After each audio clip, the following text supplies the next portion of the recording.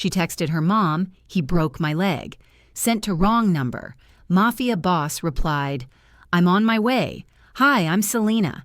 Tonight I'm taking you into a world where one wrong move can change everything." Lila Harper thought she was alone, trapped in darkness, until a single text tore open a chain of events she never saw coming. There's danger, betrayal, and secrets hiding in every shadow. This isn't just a story. It's a journey through fear, courage, and the price of freedom. Listen closely, because once it starts, you won't be able to look away. The pain didn't build. It detonated. It burned through Lila's shattered leg in waves so violent they made her vision splinter and collapse around the edges. She choked on her own breath as she dragged herself across the living room floor, palms slipping in the streaks of her own smeared blood. Every inch she moved sent a bolt of hot lightning up her thigh. Her body wanted to shut down. Her mind refused to let it. Ryan's boots crashed against the hardwood like the ticking of a countdown she already feared she'd lose. "Lila," he bellowed, slurring the vowels, breath thick with whiskey and rage. "I said get up. Don't make me come looking." She clawed toward the kitchen, using the cabinets to pull her weight while her broken leg dangled behind her. Useless. Twisted at an angle legs aren't built to hold. The pantry door loomed ahead, the one place she could wedge shut from the inside. It wasn't safety, just a delay. It would have to do. She shoved herself into the narrow pantry, gasping like she'd been drowning. Her hands shook violently as she reached for the small lock, flicked it, then pressed her back against the shelves. Cereal boxes rattled beside her. A can tipped over and rolled across the floor, bumping against her hip. She winced, half expecting the sound to give her away. Outside, Ryan's footsteps stormed through the living room. Furniture shoved. Something slammed. He wasn't searching. He was hunting. "Where'd you crawl off to, princess?" he shouted, the edge in his voice vibrating between coaxing and murderous. "Come out so we can talk. You made me upset, that's all." Talk. That was the word he always used before the next bruise bloomed. Lila fumbled for her phone. It felt heavy, slippery, slick with the blood still weeping from her split lip. She wiped it against her shirt, hands trembling, sweat making everything worse. She could barely see through the haze of tears and panic, but she forced herself to breathe. One message. That was all she needed. One. She pulled up her father's old contact, the number she hadn't dialed in years. The only man she believed might still care, despite the distance, despite her disappearance into Ryan's controlled life. Her thumbs shook as she typed, "Ryan broke my leg. Trapped in pantry. He's raging. Send help quietly. No cops." She hit send and prayed. A breathless second passed, then two, then a buzz. Unknown. Number. Who is this? Wrong number. The floor fell out from under her. She bit back a sob, shaking so hard her teeth clicked. She typed again, frantic. "Please, I'm in danger. Wrong number or not, please." Silence stretched thin enough to break. Then, address? A heartbeat later, another. "Hold on. Help is coming." Help? From a stranger? Before she could even question it, Ryan's fists thundered against the pantry door. The sound was so loud it vibrated through her spine. "Open the damn door, Lila." His voice cracked on the last word, not with fear, but with a fury he had no intention of containing. He started counting. 5. Her pulse hammered. 4. She curled her body around her broken leg, bracing for the moment the door would explode inward. 3. The handle rattled violently. 2. Outside the house, something else entered the scene, an alien low rumble. Tires, engines, more than one, fast, controlled, not neighbors, not cops. Ryan paused mid-count. "What the hell?" Bright white headlights cut through the living room windows, slicing shadows across the walls. Engines revved close, too close. Doors slammed outside in crisp, synchronized rhythm. Boots hit gravel. More than one set. Lila didn't know who she had summoned, but she knew one thing with certainty. Whoever was out there wasn't afraid of Ryan. He drew his gun. The sound of the slide racking back was unmistakable, metallic and lethal. "Stay right where you are," he snarled at the pantry door, as if she had a choice. "If these idiots think they can—" The front door exploded inward before he finished the sentence. Wood shattered. Hinges ripped from the frame. A figure stepped through the haze of dust and splinters with the precision of a man who had kicked down doors before and never had to repeat himself. Tall, broad shoulders, heavy combat boots, a black coat swaying around him like a warning. Ryan aimed his gun, hands shaking. The stranger didn't blink. He didn't shout a command. He simply moved. One brutal strike knocked Ryan off his feet, gun skittering across the floor. Another figure rushed in, bald, muscular, eyes cold, pinning Ryan down with an ease that humiliated him. Lila trembled behind the pantry door as chaos erupted outside. Grunts, crashes, the thud of Ryan's body hitting the ground again and again. Then the pantry latch clicked. The door opened, and she looked up into the ice-blue eyes of the man from the wrong number. He scanned her leg, her lip, the terror etched into every part of her, and something darkened in his. Not softness, a promise. "Who hurt you?" he asked. She finally forced the word out. "Ryan." His jaw tightened. "Then he's done." Behind him, Ryan choked on his own blood as the bald man held him down. Lila's world started going blurry again. Her body was shutting down. Pain won. Panic won. Darkness pulled at her vision like a curtain. The last thing she saw was the stranger lifting her effortlessly into his arms, carrying her out of the house, while Ryan was dragged the opposite direction, toward whatever fate men like him never escaped. Her head sank against the stranger's chest. Sirens? No, not sirens. More engines, more men. Who was he? She didn't know. She didn't care. She was finally out. But as the SUV door closed and the world dimmed into unconsciousness, she saw Ryan one last time, bloodied, barely restrained, mouthing something at her through the shattered doorway. "You're mine." Her breathing stopped. Her body locked. Her vision flickered. Then darkness swallowed everything. As Lila slipped fully into unconsciousness, the stranger leaned forward, whispering to Victor, "Call the cleaners. We're not done here." And miles away, Ryan Caldwell escaped containment, bleeding, violent and determined to take her back. Cold air knifed across Lila's skin as consciousness returned in fragments. Light, movement, muffled voices. The surface beneath her wasn't carpet or tile. It shifted slightly, humming with engine vibrations. Leather seats, the smell of pine and gun oil. She wasn't home. She wasn't in danger. Not immediate danger anyway. She tried to move. A sharp bolt shot through her leg, turning her breath into a fractured gasp. "Don't!"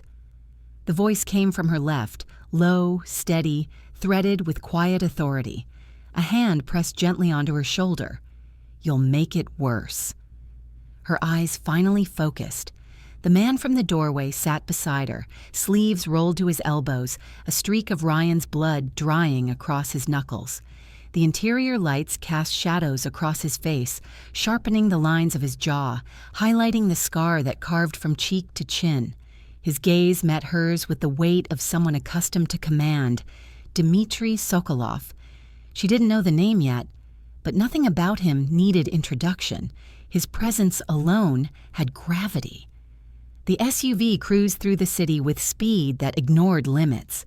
Victor drove, eyes flicking between mirrors, tension etched into his shoulders. Another vehicle followed behind them, headlights synchronized, a silent convoy moving like a predator pack. Lila tried to speak. Her throat burned. "What? Where?" "You're safe," Dimitri said, voice even, too even. "That's all you need to worry about." Safe. The word felt foreign after years of terror disguised as marriage. She swallowed hard. "Who are you?" Dimitri didn't answer immediately. He watched her, assessing something she couldn't name. Finally, Someone who doesn't tolerate men like your husband." The way he said husband was venomous. Lila's heartbeat kicked up. "Is he?" "Alive," Victor answered gruffly from the driver's seat. "For now." Dimitri shot him a look, silent warning. Victor closed his mouth. Lila pressed her palms into the leather seat. "He'll come after me." Her voice trembled despite her trying to bury the fear. "He won't stop." Dimitri studied her with unsettling calm, as if measuring the truth in her words. "Good. He can try." That confidence should have reassured her. It didn't. It only raised a deeper question. What kind of man welcomes a threat? Before she could dig for answers, the SUV slowed. Not at a hospital, not at a safe house. The gates ahead were wrought iron and steel anchored, tall enough to swallow a house. Security cameras tracked their movement. Guards straightened with automatic weapons as the convoy approached. This wasn't someone's home. It was a fortress. The gates swung open. The SUV rolled down a long stone driveway lined with floodlights. A sprawling mansion rose at the end. Dark glass windows, angular architecture, sharp edges like a blade silhouette against the night sky. Lila's breath hitched. "What is this place?" "Home," Dimitri replied. "For now, yours too." A cold chill swept through her. Not fear of him exactly, but fear of not understanding what she'd fallen into. She had escaped one cage only to be delivered into another. Victor parked. Dimitri lifted her with surprising gentleness, one arm beneath her knees, the other around her back. His grip was steady, grounding, but every movement sent a spike of agony through her leg. She bit down on a cry. He looked down at her. "Pain means you're still fighting. Good." She hated that it steadied her. Inside, the manor was silent and immaculate. Marble floors, floor-to-ceiling windows overlooking darkness. Expensive art. Men stationed at doorways. This wasn't wealth for show. This was wealth used like armor. A woman hurried toward them, mid-40s, silver streaks in her dark hair, a medical bag slung over one shoulder. Dr. Nadia Volkov. Her focus was clinical, swift, missing nothing. "Lay her here," Nadia ordered, pointing to a long leather couch. Dimitri obeyed without complaint, which told Lila everything about the doctor's rank. Nadia knelt, examining the twisted angle of Lila's leg. "Complete fracture," she said. "Swelling, bruising, possible ligament tears, lip laceration, signs of repeated trauma." Lila looked away. Shame crawled up her spine. Dimitri's jaw clenched at that last sentence. "Fix her." Nadia shot him a sharp look. "Medicine is not magic, Dimitri. She needs stability, pain control, rest." He stepped back, fists tight. "Do whatever it takes." Nadia injected something into Lila's arm, and a wave of numbness washed over her, heavy but not disorienting. "You're safe now," the doctor said quietly. "No one will hurt you here." Lila didn't answer, because she wasn't sure safety existed in this world. While Nadia worked, Dimitri stepped aside, pulling out his phone. He spoke in Russian, fast, icy, lethal. The few words Lila understood: contain, clean, track. Made her stomach twist. This man wasn't just capable of violence, he was fluent in it. Victor approached him. "We still don't know how he slipped your guys. The cop has resources." "He won't for long," Dimitri replied. Their conversation was hushed but sharp. Words like Rossi, Intel, and Double Cross slipped through, names and conflicts Lila didn't understand. She only caught one thing clearly. Ryan wasn't done, and neither was Dimitri. Nadia finished resetting and stabilizing the leg. The painkillers dragged at Lila's eyelids, but she forced them open. Dimitri returned to her side.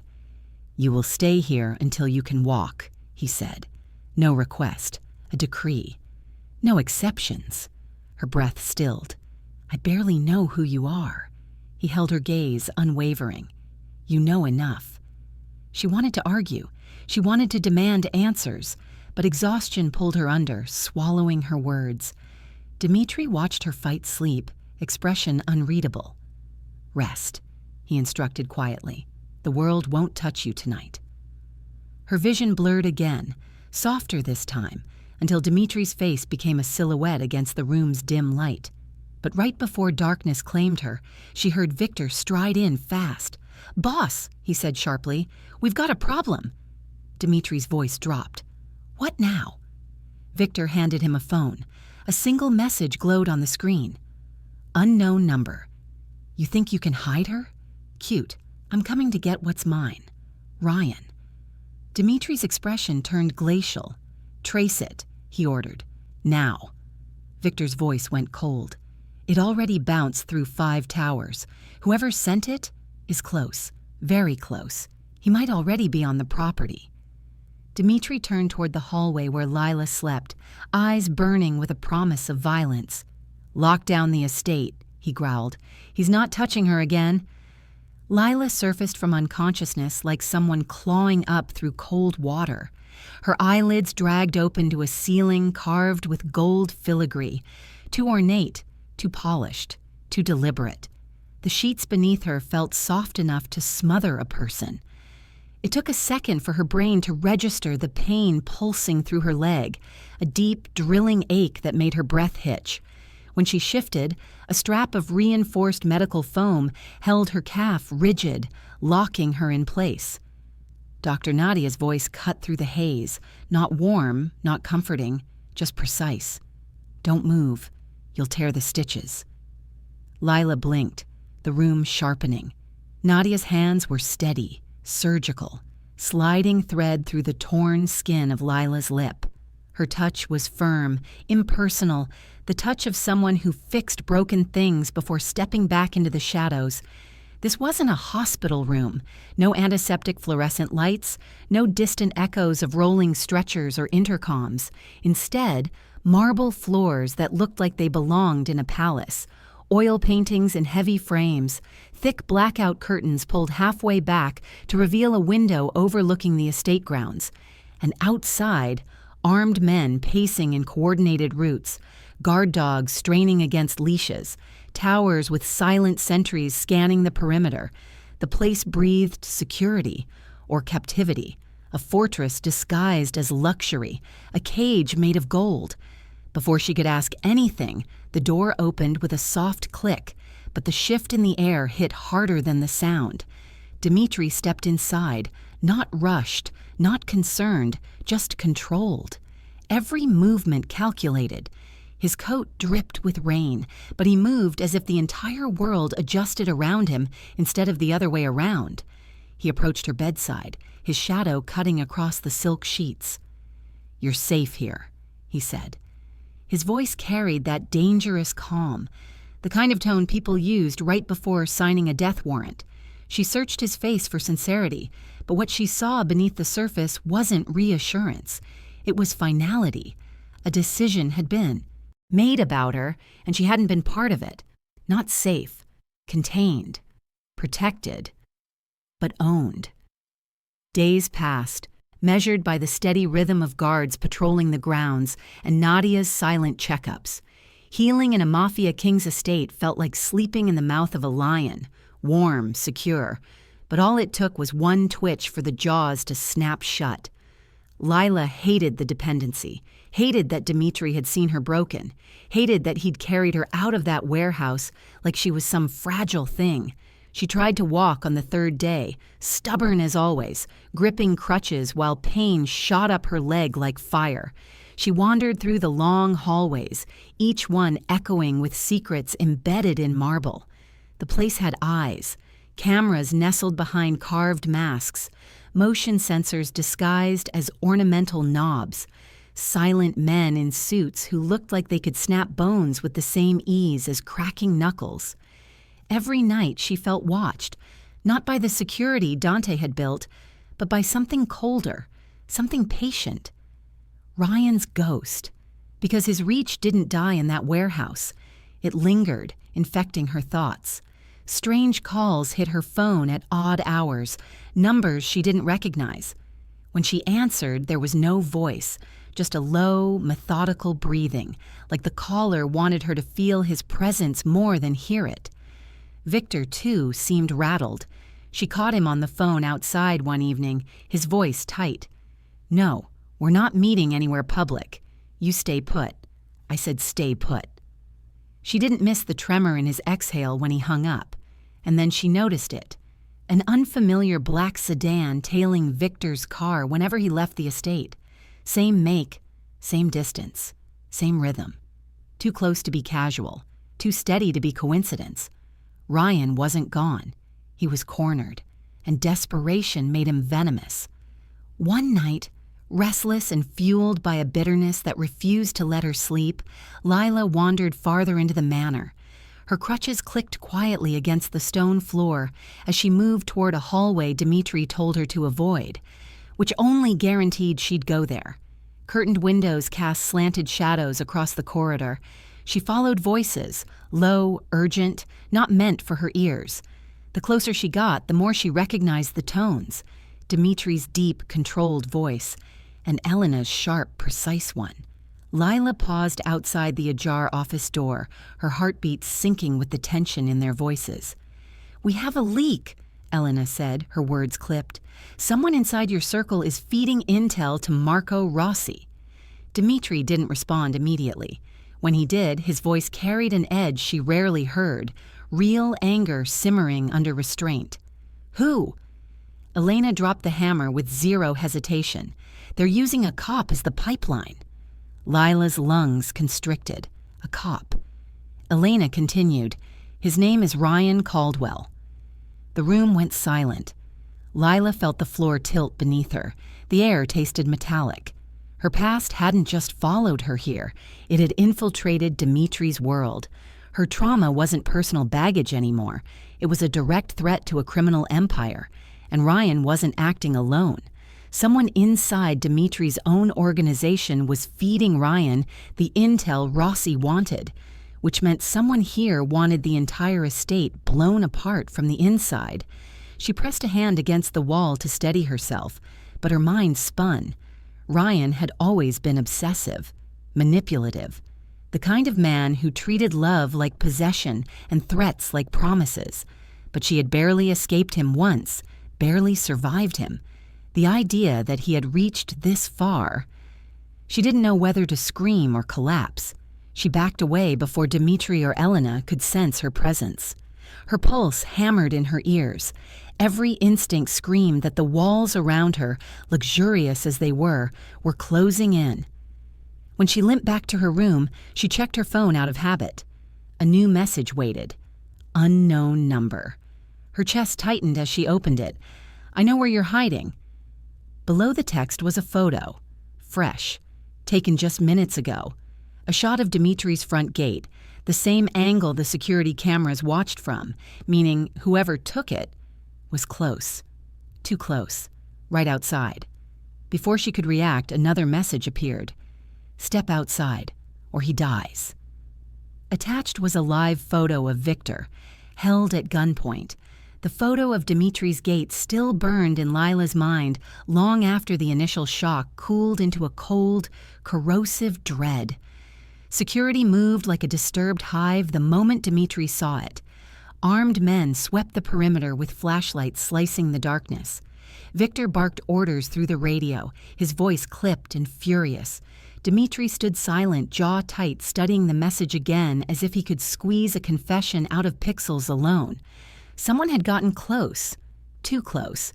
Close enough to send a picture from just outside the walls of a fortress people whispered about like myth. Lila watched from the balcony, fingers white against the railing. The estate looked different tonight, less like a sanctuary and more like a target painted in neon. Victor stormed back inside first. No breach, no cameras down, no footprints outside the gate. Either he never crossed the line or he's a ghost. "Ghosts don't text threats," Dimitri muttered. Lila said nothing. She didn't need to. They all knew who the message was from, and they all knew what it meant. Ryan wasn't rattled. He was emboldened, and now he had help. Dimitri placed a hand on the small of her back, steady, grounding, but it carried weight. Responsibility, possession, protection. All three felt the same in the world he lived in. "You're not leaving my sight tonight," he said. She almost snapped back, almost reminded him she wasn't another body to guard like a warehouse shipment. But the truth pressed against her sternum like a gun barrel. Someone out there wanted her dead or dragged back to hell. And Dimitri was the only barrier between her and that nightmare. Later, in the training hall, Victor's frustration clung to the air like humidity. He tossed a padded glove onto the mats with a smack. "Again," he ordered. She gripped the metal training baton he'd handed her earlier. Her leg still ached, but she pushed through it. He attacked without warning. His strike wasn't gentle, not even in the ballpark of gentle. It was a real blow, fast, precise, meant to force reaction over fear. She dodged late, too late. His forearm clipped her shoulder, sending her stumbling back. Pain stabbed through the healing muscles in her leg, but she steadied herself and glared at him. "That was too hard," she hissed. Victor didn't blink. "And he'll hit harder." She lifted the baton again, jaw clenched. "Do you want to live?" he asked bluntly. "Yes." "Then stop fighting like someone waiting to be rescued." It stung because it wasn't wrong. She struck again. This time she put her fear behind it, not the panic of hiding in a pantry, but the sharp, cold anger of someone cornered and finally done running. Victor blocked it, but his brows ticked up in approval. "Better," he said. "Now again, because if he gets in again, hesitating will get you killed." His words stuck in her chest long after the session ended. At 2:13 a.m., the alarm split the night open. A metallic shriek tore through the manor hallways, echoing off marble floors and high ceilings. Lila jolted upright in bed, heart slamming so hard she tasted blood. She grabbed the crutches, then reconsidered and reached for the baton Victor insisted she keep beside her nightstand. Red emergency lights flickered to life, washing the entire corridor in pulses of crimson. Footsteps thundered downstairs, shouts, the sound of weapons being drawn, then a slam, too close. She swung herself into the hallway just as a shadow rounded the corner at full speed. A masked man, heading straight for her room, straight for her. Her chest constricted, breath freezing for a single lethal second. Then instinct snapped her back to life. She raised the baton. He lunged. She struck first, hard the way Victor told her to. The crack against his forearm echoed brutally, sending shockwaves up her arm, but she didn't stop. She swung again, catching his jaw. He staggered but didn't fall. His gloved hand caught her wrist, twisting. She gasped, pain flaring. He leaned in close, breath hot behind the mask. "Your husband sends his love." The words stabbed deeper than any blade. Rage detonated inside her, white and blinding. She slammed her knee forward, catching his thigh. He grunted. She tore her arm free and brought the baton down on his shoulder with everything she had. That one landed. He stumbled backward just as Dimitri's men surged down the hallway, guns raised. The intruder bolted, sprinting toward the east stairwell. Shouts exploded behind him. A shot cracked through the air. Another. But he vanished into the dark corners of the manor, slipping out through a blind spot none of them had even realized existed. Victor cursed, already sprinting after him. Dimitri appeared moments later, the storm in his eyes fierce enough to choke the hallway. He reached Lila in 3 long strides. "You're hurt," he said, voice low. She shook her head, even though she wasn't sure. Adrenaline made her limbs shake violently. The baton in her hand was slick. Blood, sweat, she couldn't tell. "He won't stop," she whispered, breath trembling. "No." Dimitri cupped her face with a gentleness that contradicted everything about the world he commanded. "And neither will I." He lowered his forehead to hers for a moment. Not romantic, not tender. Something fiercer. A vow, a warning, a declaration of war. The hallway hummed with danger and unspoken truths. Then Elena burst into view at full sprint, tablet in hand, hair disheveled like she'd run through a cyclone. "Dimitri," she panted, "you need to see this." He pulled back from Lila instantly, the shift from protector to warlord so abrupt it crackled. "What now?" he demanded. Elena thrust the screen at him, lines of data, timestamps, encrypted calls. Lila only glimpsed fragments, but she caught the names.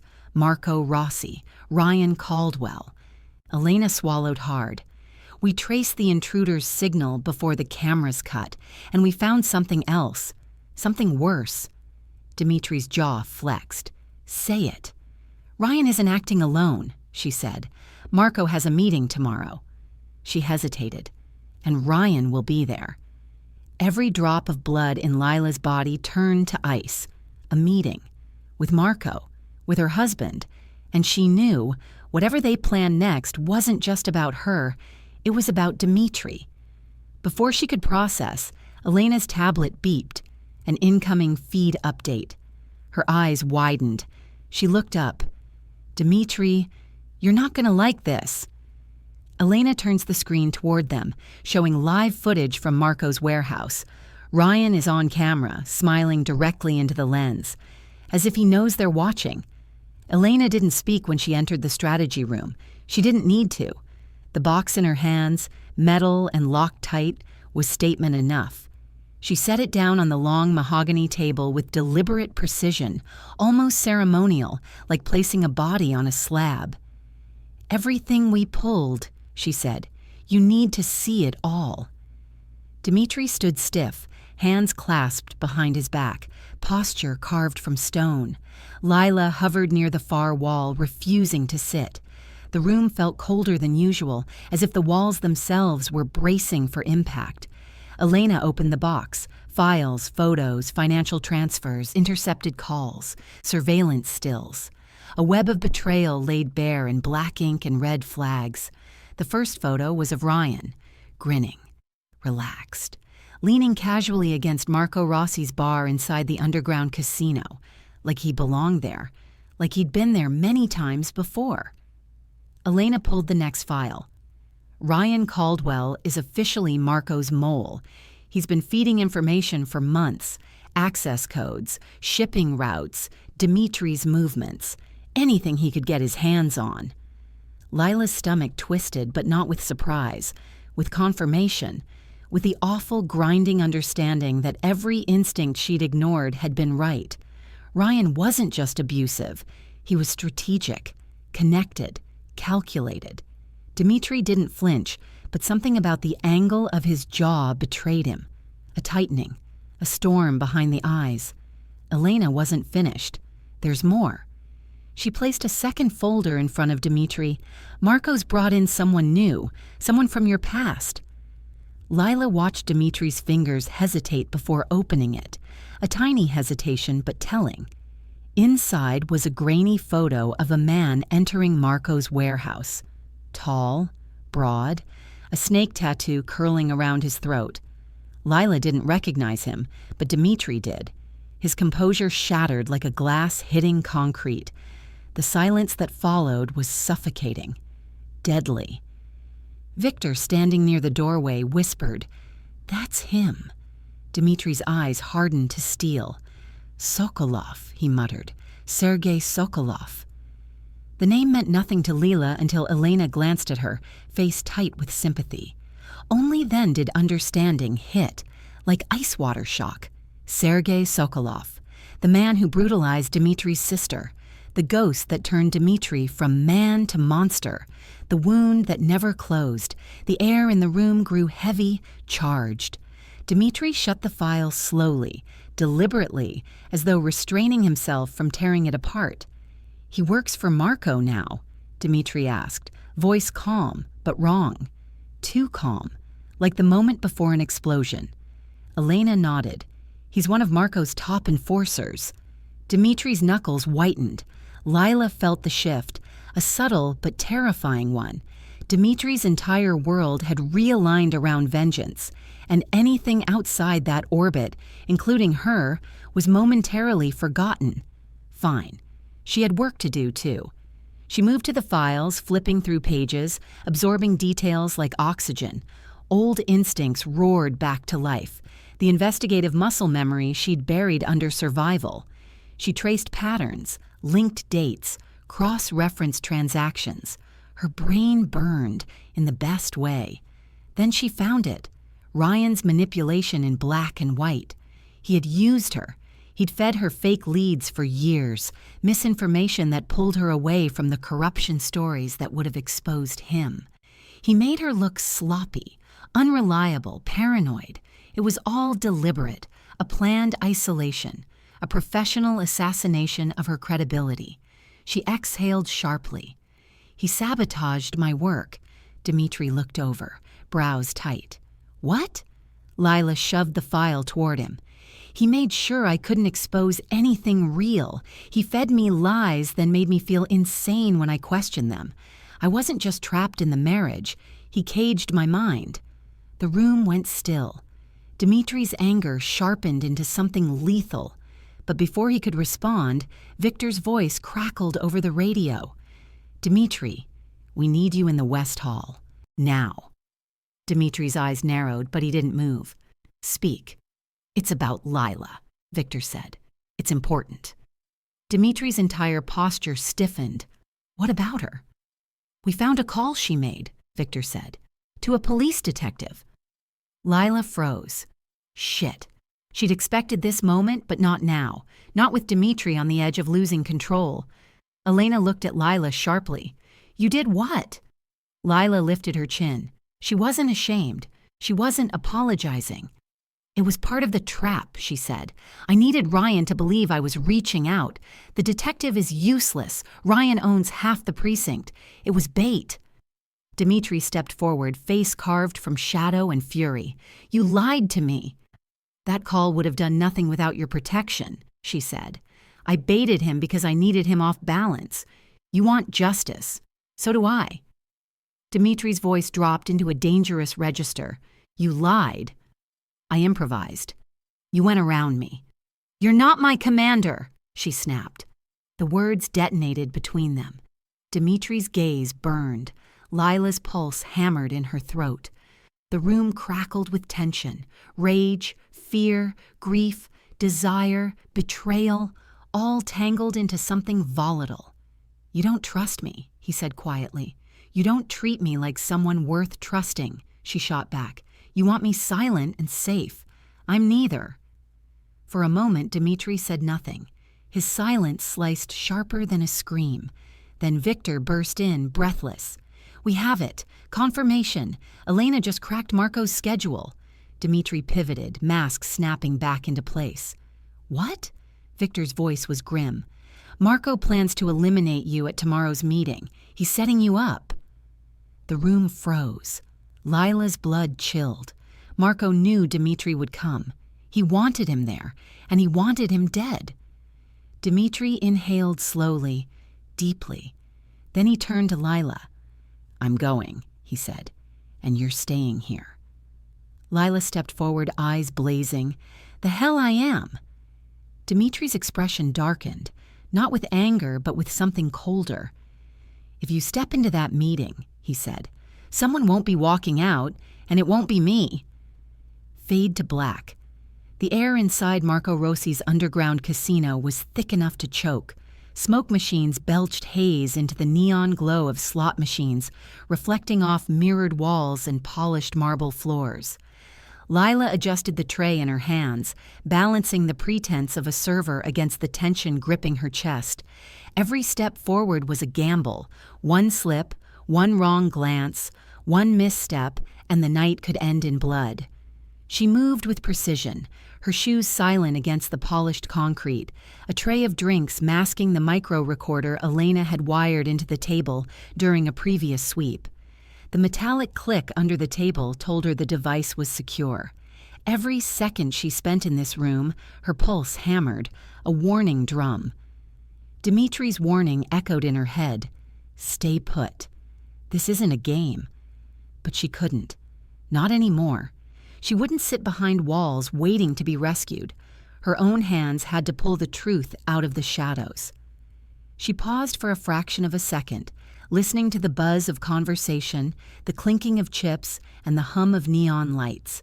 Every sound felt amplified.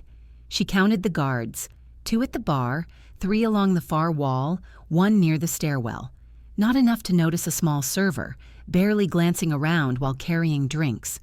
Her stomach knotted as the tray wobbled slightly in her hands. She steadied it and crouched under the conference table to double-check the wiretap. Smooth, silent, invisible. She tapped it once, hearing the soft click in response. Perfect. Then came the sound that froze her mid-breath. Lila. The voice cut through the casino noise like a knife. Warm, mocking, pure venom. Her blood ran ice cold. Her stomach dropped. Ryan. She froze, eyes darting toward the source. He was leaning against a slot machine, smirk curling across his face. The lighting cast shadows across his features, making him look less like the man she once knew and more like a predator in a human shell. His gaze locked on hers, and the world narrowed. Her hands trembled as he pushed off from the machine, moving toward her with the slow confidence of someone who believed he owned the room. "Look who crawled back," he said, loud enough that a few nearby gamblers turned to watch, their attention unknowing, unimportant. Only one thing mattered: the predator and prey locked in the silent standoff. Lila didn't hesitate. She bolted. The tray clattered, glasses rattling but miraculously not breaking. Adrenaline ignited her muscles, her movements sharper, more precise than she thought possible, with a leg that still screamed in protest. Neon lights reflected off metal crates lining the back corridors, casting fractured patterns across her path. She weaved between them, head low, heart hammering. Ryan barreled after her like a force of nature, stronger, faster, fueled by rage and obsession. "Stop running!" he shouted, voice echoing in the cavernous back hallways. "You're mine!"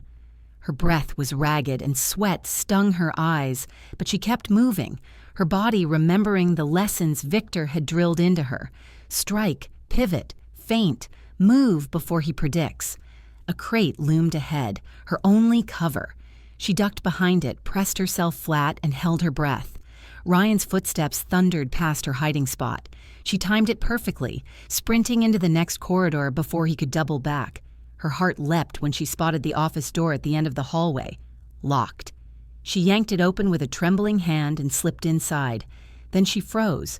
The room smelled of cigar smoke and expensive whiskey. Dark wood panels lined the walls.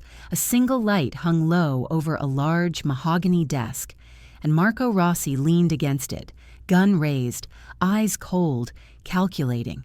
The man who had haunted Dimitri's empire for years. The man Ryan worked for. The man who smiled like someone who enjoyed pain as a form of art. "Ah," Marco said, voice smooth, dangerously calm. "The little mouse ventures into the lion's den." Ryan slammed the door behind him. Lila's back hit the wood. She turned slightly, heart in her throat. They had her boxed in. Marco's gun didn't waver. His finger rested lightly on the trigger. Ryan stepped closer, a wolf circling its prey. "You shouldn't have come," Marco continued, eyes fixed on her, lips twisting in amusement. "Orders are clear. No surprises." Lila raised the baton instinctively, though she knew it was almost useless against the combined might of these two predators. Still, she refused to show fear, refusing to give them the satisfaction of panic. "You think you're clever," Marco said, tilting his head.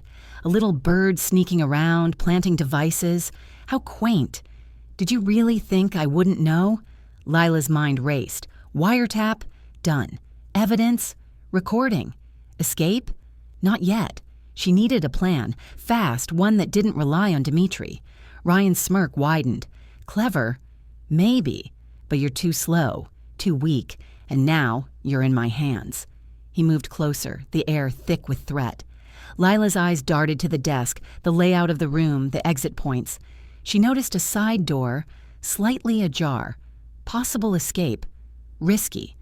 But her only option. Marco chuckled softly, almost approving. "Go on. Try something."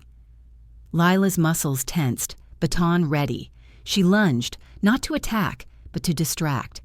Ryan stumbled backward as she spun toward the side door. Her leg burned, screaming, but adrenaline drowned the pain. A shot rang out. Marco's hand firing without warning, the bullet embedded in the wall inches from her shoulder. She dove, rolling to the floor, tray clattering. Sparks flew from a neon sign she'd grazed on the way down. Ryan roared, lunging. She swung the baton, connecting with his forearm, a satisfying crack, though it didn't slow him. She bolted through the side door, heart hammering, limbs trembling. The corridors twisted like a labyrinth, panic mixed with focus, the only way to survive. Behind her, footsteps multiplied. Ryan was joined by Marco's guards. A wave of impending doom pressed her forward. She spotted a ventilation shaft, small, tight. A chance. One she had to take. She shoved the door, forcing her body into the narrow tube. Her shoulders scraped metal. Her leg throbbed with pain, but she forced it forward, inching into darkness. Footsteps pounded behind the door she had left ajar. Voices shouted, laughter, fury, curses, close enough to taste. She moved blindly through the shaft, breathing hard, muscles screaming, blood pounding in her ears. Then a sudden vibration ran through the metal. Not footsteps, not voices. Something else. A mechanical click, something blocking her path ahead. She froze, heart slamming. Sweat streaked her temples. The faintest light flickered from above, revealing a second shaft converging with hers. Her stomach dropped. Ryan's voice hissed from somewhere below the metal grating. "You can't run from me, Lila, not this time." The shaft grew tighter. She could feel her back pressing against steel. Every instinct screamed danger. And then, above the growl of neon lights and machinery, a gun cocked. A single shadow fell across the shaft's opening. The shadow shifted. A figure leaned over the grate, face hidden, but unmistakable. A silvery glint of steel caught the light. Ryan's laughter echoed low and cruel. "Going somewhere? Not without a fight. And a choice, little mouse. Make it fast." The walls closed in, darkness pressing, and Lila realized escape alone was no longer possible. The room reeked of cigar smoke and stale liquor. Shadows clung to the corners like sentinels. Marco Rossi's smirk gleamed under the low, swinging lamp above the conference table. The golden glow highlighted the sharp angles of his face and the cold calculation in his eyes. "Our little ghost finally shows up," he said, voice smooth, predatory. His words slithered across the room, settling in Lila's chest like lead. She didn't flinch. She couldn't. Not after everything. Not after Ryan. Not after Dimitri. Not after the nights in the shadows, heart pounding, blood trailing, adrenaline burning through her veins like wildfire. The door slammed behind her with a force that rattled the ancient wood. Ryan. He closed it with a snap that echoed like a verdict. She was trapped. No escape. The chaos from the casino seeped through the walls. Gunfire, shouting, alarms blaring. Dimitri and Victor were still out there, fighting for their lives, leaving her alone in this perfect storm. Ryan's eyes glittered with something primal as he approached. Rage, ownership, obsession. The way he looked at her now wasn't love. It was dominance, possession. "You belong to me, Lila," he growled. Each word hit with the weight of a verdict, chains clinking around her psyche. "I always have. I always will." She let him close the distance, only a fraction, close enough to let him speak, close enough to let him monologue, to reveal the man behind the mask. Every confession, every jagged edge of his true self poured into the room like venom. He didn't notice her sleeve. The small recording device hidden beneath her wrist flickered silently, capturing each syllable, each confession, every shred of proof she had waited months to obtain. "You framed me," she said quietly, goading him. A whisper, a blade hidden in silk. "I owned you," he spat back, teeth gritted. "And I'll finish it tonight." He drew his gun before she even had a moment to breathe. Timing had to be perfect. She shifted, wrist bending, bottle concealed behind her back. The swing was clean, sharp, brutal. Glass shattered against his wrist, and the weapon clattered to the floor.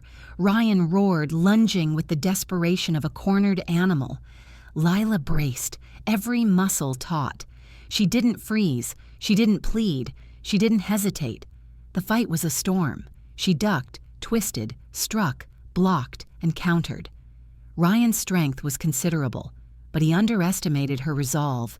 Every blow, every movement carried the weight of months of fear, of abuse, of broken nights and shattered trust.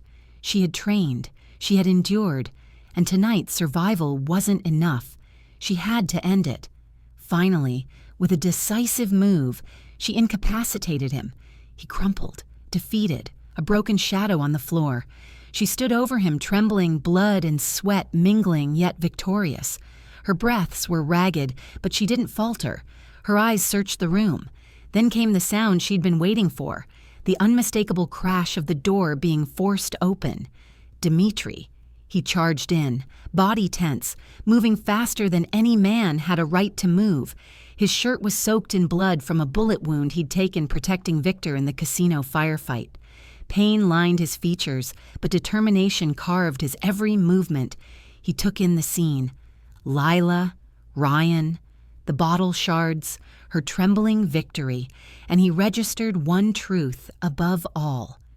She had survived. She had fought, and she had won. Before Dimitri could even catch his breath, Marco Rossi stepped forward, gun leveled. Dimitri's instincts snapped. Faster than thought, faster than sound, he moved. Bullets screamed, glass shattered. One shot. Marco hit the ground. Two bodies collapsed. The enforcer who had haunted Dimitri's nightmares, the man responsible for his sister's death, finally silenced, his life extinguished by the very hands he had underestimated. Lila's chest heaved. Her legs quivered beneath her, but she remained standing. She had faced the demons of her past and the men who had caused so much pain, and survived. Dimitri moved to her side, eyes scanning, body tense, ready for the next threat.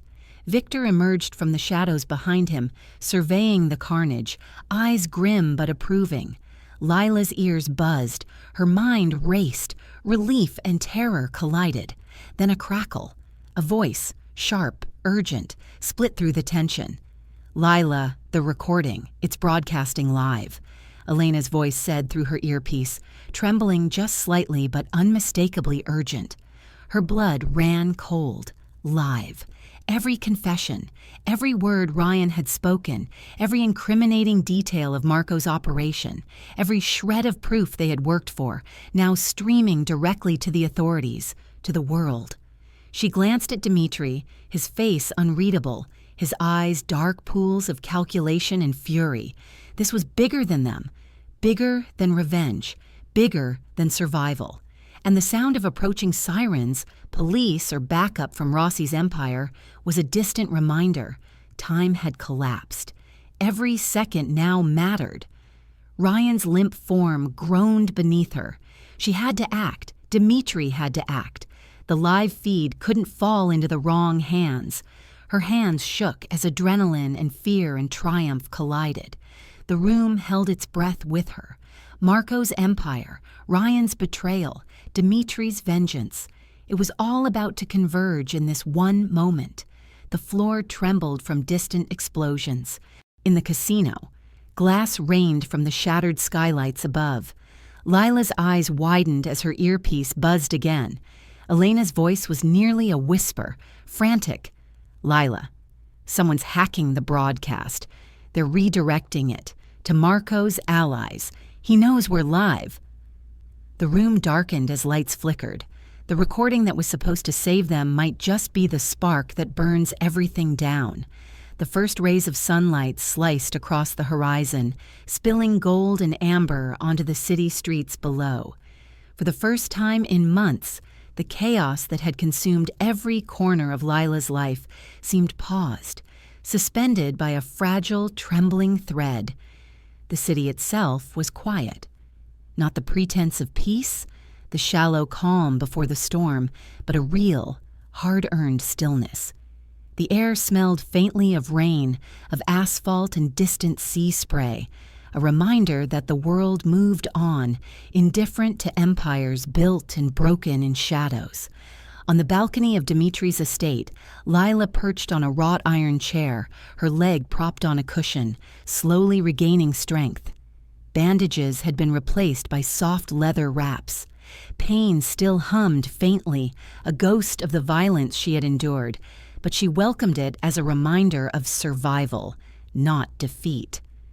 Dimitri leaned against the balcony railing beside her, one arm in a sling. His piercing blue eyes scanned the horizon, then softened when they landed on her. The bullet wound from yesterday's confrontation was a dull memory now, masked by the satisfaction of victory. The empire of Marco Rossi had collapsed, Ryan Caldwell's treachery laid bare, and a corrupt police network dismantled piece by piece. "You changed everything," he said, voice low, almost reverent. The weight behind the statement wasn't flattery, it was acknowledgement, recognition that she had been more than a pawn, more than someone to protect. She had been a catalyst, and the world had shifted because of her courage. "No," Lila answered, her voice firm, steady. "I finally stopped hiding." Dimitri's gaze lingered. For months he had seen fear, hesitation, and survival instinct, but now he saw something different: resolve, clarity, a mind unbound from terror, sharpened by pain. He offered her something he had never offered anyone: a life outside the shadows, a life not dictated by enemies, danger, or constant vigilance. "Stay," he said simply, "not because you need protection, but because you want a future." Lila considered it. Every instinct screamed caution. Every lesson screamed trust carefully, love rarely. But here, on this balcony, surrounded by fortified walls and the quiet pulse of a city finally breathing, she understood. This wasn't rescue, this wasn't shelter, this was partnership, choice, power. "I'll stay," she said. He nodded, satisfaction curling across his face. Not triumph, not ownership, but something softer, rarer: respect. Months passed. The estate became a sanctuary not only for healing, but for action. Lila returned to her old investigative roots, no longer hiding, no longer silenced. Her nonprofit for abuse survivors launched quietly at first, small steps, whispers of hope. But the story she published, the exposé of Ryan, Marco, and the corrupt network they had fed, went national, striking chords across cities, forcing accountability, giving survivors a voice they had long been denied. Dimitri remained at her side, not a protector, not a commander, but a partner. Nights on the balcony became routines of conversation, laughter, and planning. Days were filled with work that mattered beyond power and blood: strategy, reform, journalism, and empathy. They married quietly. No public spectacle, no empire flaunting. Just two people scarred by darkness, choosing each other, choosing life. Lila wore a simple dress, Dimitri a tailored suit. There were no cameras, no audience, only trust, commitment, and the faint echo of battles fought and survived. Yet peace never lingers forever. The morning was calm, but then a buzz broke the silence. Lila reached for her secure phone, instincts alert even in this sanctuary. A new message had arrived, encrypted, anonymous. "If you ever want to disrupt another empire, call me. There's a storm coming. Unknown number." She stared at it, pulse quickening. Dimitri glanced at her, sensing the shift. "Round two?" She smirked faintly, a spark of thrill and challenge igniting. "If you're in, I'm in." For a moment, they simply watched the city together, a life carved from chaos, a peace bought with blood, resilience, and unwavering will. Every building below, every streetlight, every shadow told a story of the night she had sent the wrong text and unwittingly summoned her own salvation. Lila's hand found Dimitri's, fingers lacing. Not possession, not protection, partnership. They didn't speak. Words were unnecessary. The world had shown its teeth. They had met it head-on and survived. Behind them, the estate remained quiet, fortress walls casting long shadows as the sun climbed higher. Inside, the walls echoed faint reminders of past battles, but the present was theirs. Yet far away, beyond the city lights, shadows stirred. Unknown forces were moving, alliances reforming, whispers of revenge and power games carried on the wind. Lila tightened her grip on Dimitri's hand, resolve hardening. Whatever storms came next, they would meet them together, stronger, smarter, unbreakable. The phone buzzed again. Another message. No number, no name, just a single line. Prepare. This isn't the beginning. It's evolution. She exchanged a look with Dimitri. He nodded once. Calm, dangerous, unyielding. Together they turned toward the city, knowing one truth. The world could try to silence them, betray them, or crush them. But from a single wrong text in the darkest night, they had carved a life where no one would ever silence them again. The camera, or imagination, pulls back to reveal a helicopter hovering silently over the estate, shadowed figures watching, weapons trained, hinting that the next storm has already arrived. The fight for freedom, justice, and empire was over, for now, but the war never truly ends.